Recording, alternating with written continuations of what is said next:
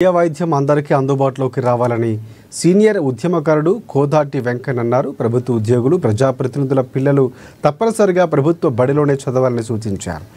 జీతాలు ప్రభుత్వం నుంచి అందుకుంటూ తమ పిల్లలు మాత్రం ప్రైవేటు, కార్పొరేట్ పాఠశాలలో చదివించడం సరికాదని చెప్పారు.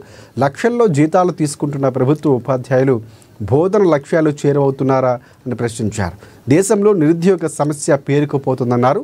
ఎలక్షన్ కోడ్ అమల్లోకి వచ్చి వెనక్కి పోవటం మామూలు విషయం కాదని, దానిపై దృష్టి సారించాలని అన్నారు.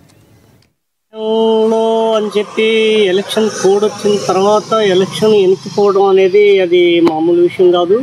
హైకోర్టు, సుప్రీంకోర్టు ఇవన్నీ ఎలక్షన్లు, రిజర్వేషన్లన్నీ గొడవలు రాజకీయ పార్టీలు పబ్బం కట్టుకోవడానికి చేస్తున్నటువంటి ప్రయత్నాలు తప్ప రెండో మార్గం లేదని చెప్పి నా అభిప్రాయం.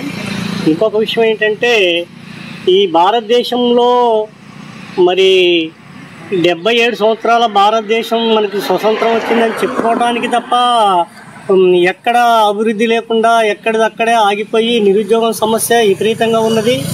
విద్యా వైద్యం మీద సరైన అవగాహన లేదు ప్రభుత్వాలకి.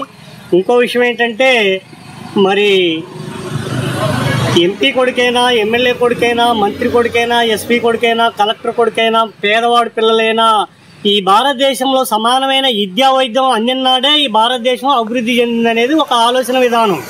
అటువంటిది ఏమి లేకోకుండా రాజకీయ పబ్బం గడుపుకోవటానికి వీళ్ళు రాజకీయ కొట్లాటలు తప్ప రెండో మార్గం లేదనేది నా అభిప్రాయం. ఇంకో విషయం ఏంటంటే, మరి ఎక్కడి గొంగడు అక్కడే ఉన్నది. మారుమూల ప్రాంతంలో అసలు స్కూళ్ళు లేవు. మరి మినిమం టీచర్లకి లక్షల జీతం ఇస్తే టీచర్ల పిల్లలు ప్రైవేట్ బడిలో పోతున్నారు. కారణం ఏంటి అంటే, ఈ ప్రభుత్వాలు సరైన మార్గం నడపకపోవటం కదా కారణం. సరైన విధానం విద్యా వైద్యం మీద లేకపోవటం కదా.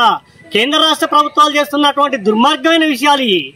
దీన్ని తీవ్రంగా ఖండిస్తున్నాం మేము. సమానమైన విద్యా వైద్యం కావాలని చెప్పి కేంద్ర రాష్ట్ర ప్రభుత్వాన్ని డిమాండ్ చేయడం జరుగుతుంది.